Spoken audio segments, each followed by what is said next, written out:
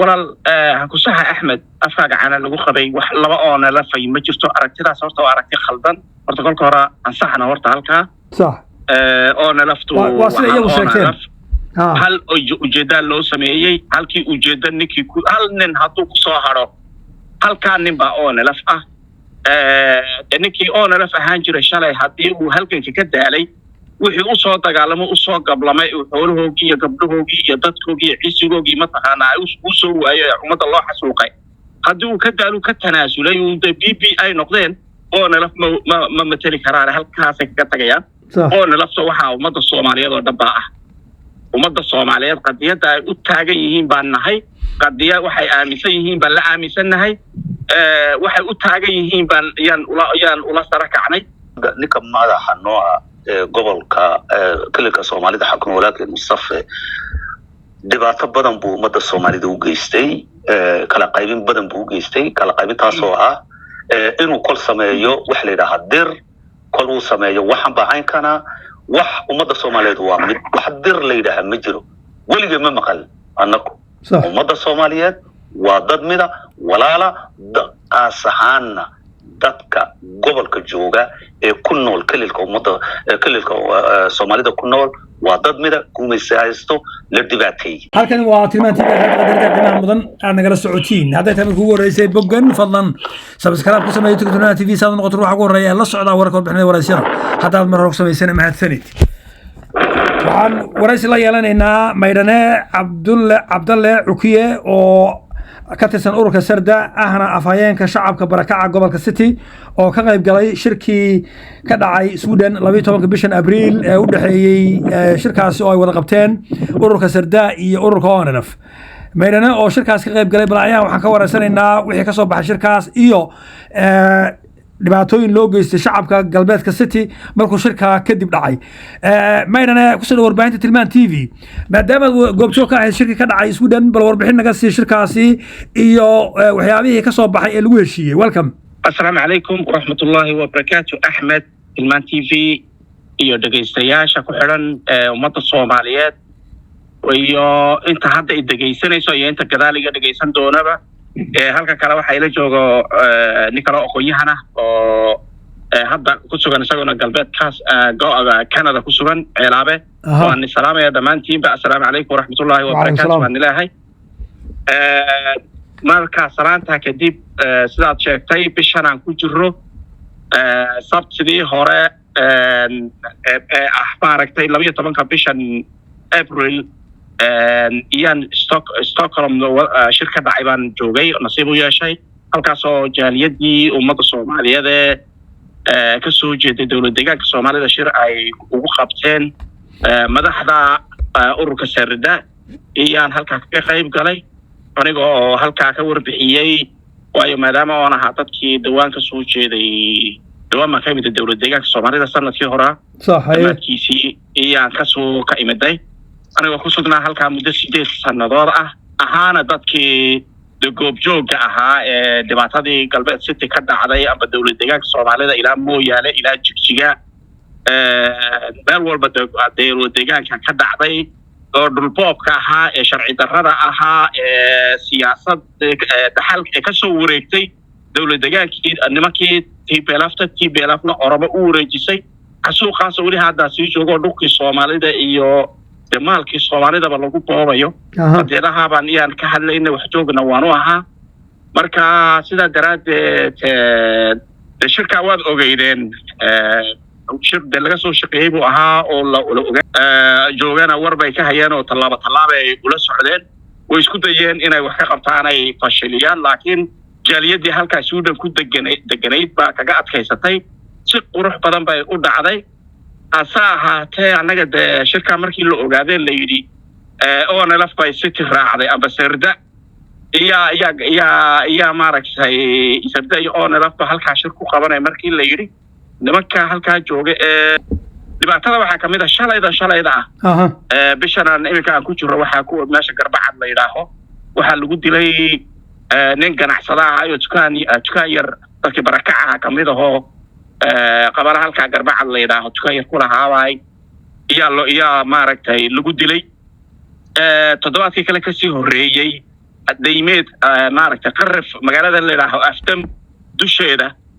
waxaa lagu dilay 2 nin oo kale oo Soomaali ah ayaa dhimatay dad maaragtay 4 gaareen dhaawac yaan ku ogahay xagga ciidanka iyo xagga shacabkaba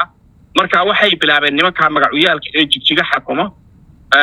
maamulkan nimankan maaragtay Abiy Ahmed waxay bilaabeen inay caradii ay ka qaadeen dhaqdhaqaaqa iyo niyad jabka ay ummadda Soomaalida ay ka qaaday cara ay ka qaadeen bay isku ayay rabaan inay isku dhifsaan ciidamadii galbeed city haliyadii halka ku sugnaayeen naftood hurayaasha ahaayee hadday ciidamadii Malaysia tahay iyo Macawisley hadday tahay iyo dadkii shacabkii hadday tahay iyo liu booliskii hadday tahayba in la isku dhifto oo xiriirkii wanaagsanaa ay ka dhaxeeyay ninku amba dilays ha wato amba shacab ha noqdeen ninku waa nin dhulkiisii difaacayo oo ciidan ah in la isku horgeeyo oo la isku dhifto baa la rabaa iyagoo markaa caradoodii ku cabiraya yani intay ka cadhaysan yihiin dhaqdhaqaaqan isbedel doonka ah inta iyagoo caradoodii ku cabiraya bay dadkii shacabkii masaakiinta ahay halkaa gaajada iyo barakaca 7 sano ku dhawaadka halkaa ku ahaa dhakhtar ay u qaban shaqo abuur ay u sameyn ay gaajo ka badbaadin ay cadceed ka badbaadin oo cudur ka badbaadin ay rasaas ka badbaadin bay haddana ciidankii ilaalin lahaa nafta mataqaanaa difaaci lahaa dadka shacabka masaakiinta iyay rasaas ugu dhiibeen oo tooganaya sida maaragtay cawsha okay maydane shirka waad ka qayb gashay ujeedada shirkan ay sarda iyo ONLF u wada qabsadeen muxuu ahaa ma inay labada urur midoobaan oo markaasi ay ka wada tashtaan aayaha ummadan Soomaaliyeed miya mise shir wuxuu ahaa un lagula tartamayay ama looga soo horjeedayba shirki kale muxuu ahaa kooxda ONLF oo qaybta BB ee jigjiga lagu qabtay ay qabteen lagu doortay muxuu ahaa magacaabo qalbi dhagax oo ka mid ahaan jiray ururka ONLF laakiin isaga baxay markii dambeeto walaal ku saxa Ahmed afkaaga cana lagu qabay wax laba ONLF ay ma jirto aragtidaas horta waa aragti khaldan horta kolka hore ansaxna horta halka صح ONLF hal ujeeda loo sameeyay halkii ujeeda ninkii hal nin hadduu ku soo haro halkaa nin baa ONLF ah ninkii ONLF ahaan jiray shalay haddii uu halganka ka daalay wixii u soo dagaalamo u soo gablamay xoolahoogii iyo gabdhahoogii iyo dadkoogii iyo cisigoogii mataqaanaa u soo waayay ummadda loo xasuuqay haddii uu ka daalu ka tanaasulay uu BB ay noqdeen ONLF ma matali karaan halkaas ka tagayaan ONLF waxaa ummadda Soomaaliyeed oo dhanba ah ummadda Soomaaliyeed qadiyada ay u taagan yihiin baan nahay qadiya waxay aaminsan yihiin baan la aaminsanahay waxay u taagan yihiin baan yaan ula sarakacnay ONLF waa taas marka ONLF iyo ururka sardana wax dad laba urur hadda isku biiraya ma ahina isku biiritaankoodu waa wax taariikhi ah oo waqti hore soo bilaabmay buu ahaa muddo imika maaragtay 5 sano ka badan buu soo jiraa waa coalition cudud jirto weeyaan oo jiro oo marka shirkaas waxaa leedahay wuxuu ahaa iskaashi labada urur miya iskaashi ma ahayne mustaqbalka maadaama aad arkaysiin xaaladii waddanka Ethiopia wax Ethiopia la yiraahdo maadaama meesha ka baxday gaari Ethiopia waxay noqotay gaari hadduu tikad ka joogsado oo laami ka joogsado oo bina petrol uu noqdo bilaadan baad loo yeedhayo ila riix layra laakiin Ethiopia nimankii oramadii iyo nimanka kale magacyaalka ee Soomaalida ah ee madaxweyne Cajar iyo aadan Cusmaan aadan Faarax iyo ina shidi iyo rag noocaasa magacyaalka ah ee dadka Soomaalida inay wax u yihiin magacooga ku fadhiyo Ethiopia intay dooni saareen bay badweynta la dhex joogsadeen doonidiina bina petrol bay noqoto badii bay dhex salaalaysaa cid riixdana laba hayo bilaadan badii jooga ma jiro kula riixayo marka maadaama Ethiopia xaaladda ay ku sugan tahay oo Ethiopia la yiraahdo ayna jirin sida ummadda Soomaaliyeed uga bixi lahayd duruufaha jiro uga bixi lahayd weyn waxa shirku ayuu daaraa ajadayaal badanna waa la isla soo hadalka waa la isla soo bandhigay hoostaan ka wada xariiqnay shirweyne ballaaranna ummadda Soomaaliyeed wax ummadda Soomaaliyeed loo dhan yahay oo ummadda Soomaaliyeed wala leedahayna waa laga soo way wala diyaarin doonaan labadan xusbi ee hadda coalitionka ahayd keligoodu ma soconaya ummadda Soomaaliyeed baa loo baahan yahay ummadda Soomaaliyeed baa loo bandhigi doonaa dareenka iyo aragtida xisbiga taaba la bislaynayay hoosna waa aan ka xariiqnay in lagama maarmaan tahay in wadanka iyo ummadda iyo ciisigii ummadda Soomaaliyeed gobonimadii loo sarakaco aan ilaa weligeeba waayo anagu Ethiopia de maarka dhulka Ilaahay baa nagu beeray laakiin weligan Ethiopia weligan de muwaadin ma noqono iyagana diidayba marka dadku diidan maxaad iskaga tolay miyaa isku tollaa iyagana diiday ciisigeenii noo diiday magaalooyinkoodii bari la qaysanay mooyaane ma hayno 14 magaalo galbeed city ma hayno diridaba 90% bay gacanteena ka bax mooyaane gacanteena ka baxda 90% weyniga og balanbalay iyo maaragtay dhulkiis deegaanka Soomaalida jigjiga ma taqaana orama way dhaafso magaalo la yiraahdo Makinis baa ayaa laga dul furay jigjiga dhulkeeda oo biyihii jigjiga ay cabtaa marka sidii ummadda iyo dhulka iyo loo badbaadin lahaa ujeedada hadafku taas waa walaalkay okay marka xaggan iyo galbeedka city dad baa lagu dhibaateeyay baa tiri iyadoo markaasi ama kuwan booliiska dowladda Soomaalida ha ahaadaan ama ciidanka ha ahaadaan iyagoo markaasi maartay ka xumaadeen ama ay diidan yihiin muxuu ahaa shirkan ka dhacay Sweden yeesheen sarda iyo muxuu ahaa ONLF marka xaaladdu hadda waa sidee galbeedka city wali beegsigi dadka la dhibaateynay miyaa jira mise xaaladdu hadda way degtay walaal week walba dad baa dhinta sababta ay ku dhintaanna ma hayno maxay ku dhinteen markii la yiraahdo magtaan siinayna baa la leeyahay marka qof ka toosanadood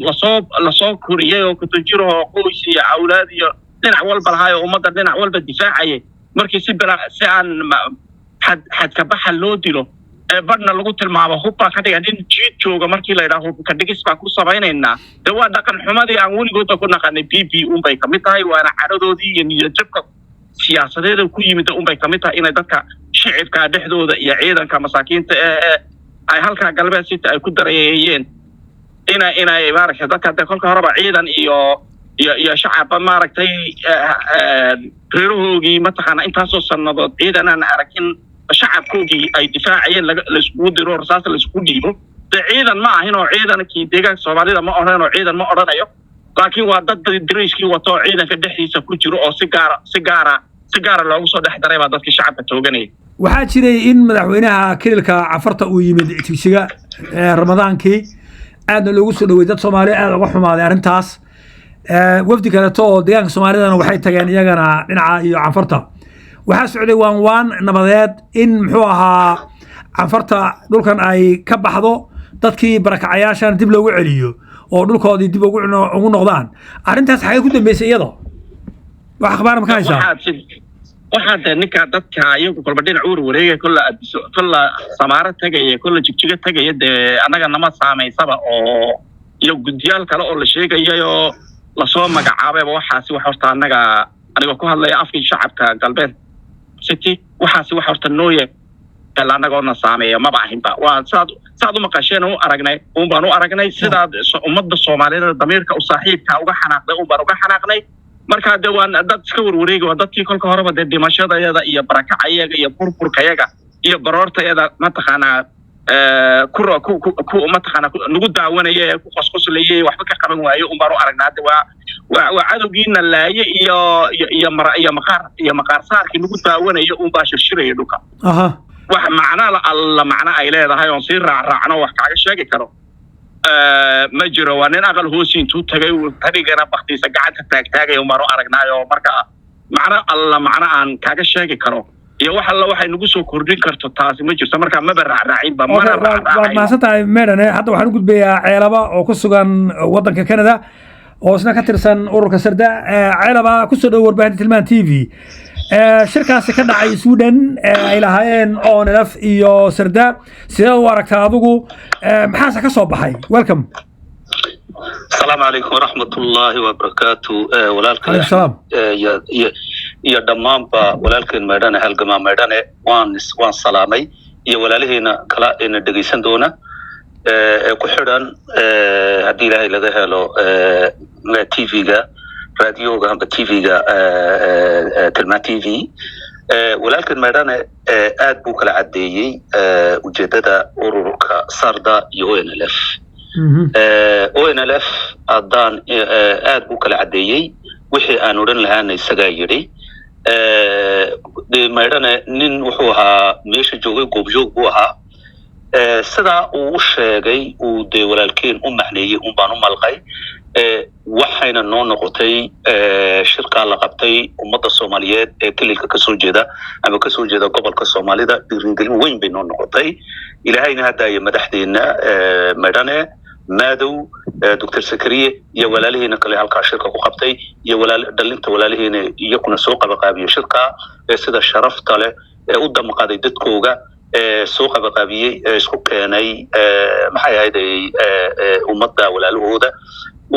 u hagar baxay u hawl baxay arrintaa maad aragtay sameeyey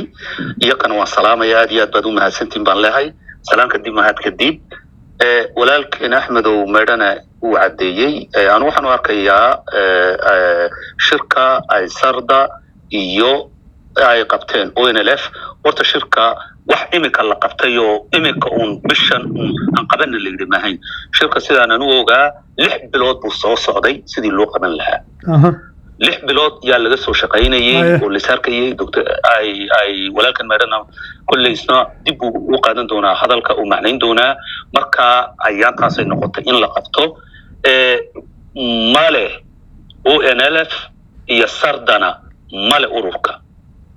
waxaa leh ummadda soomaaliyeed dhammaanba waxayna u qabteen war ummadda soomaaliyeed meel ay ku midaysan tahay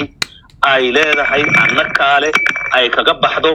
dibtani ku timiday ee ku waafsatay 100 sano ummadda soomaaliyeed taasoo horta ujeedadu shirku aasaan aan u arkayay ama aan u malqay maydhanana aad u caddeeyey taasi waa taa kulley waa ka dameedhana yidhi halkan waxaan u malaynayaa in ingiriiskana lagu qaban doono shir horow dhaca kadibna waxaa laisku tegi doonaa siday caddeeyeen iyakuna nairobi baa laisku tegi doonaa dowladda soomaaliyeed meel kastay joogaan wayse abaabulayaan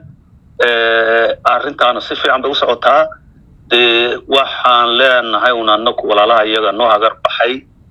leadersiga iyaga ah ee na hogaaminaya ilaahay garabkiina ha galo waana maad aragtay aad iyo aadna way u mahadsan yihiin waana daba joognaa marka taasi waa taa ururka ONLF iyo sarda taa baan kaga baxayaa waxaan ku yardarayaa ONLF iyo sarda waxa midaatay ka shaqaynayaan waa midnimada ummadda soomaaliyeed say mid u noqon lahaayeen walaaltinimadooda iyo dhibta maanta ku wafsatay ay raggani soomaali isku sheega ee dhulkii soomaalida siday kombamaga meel u bixinayeen jigjiga laisku soo arooriyey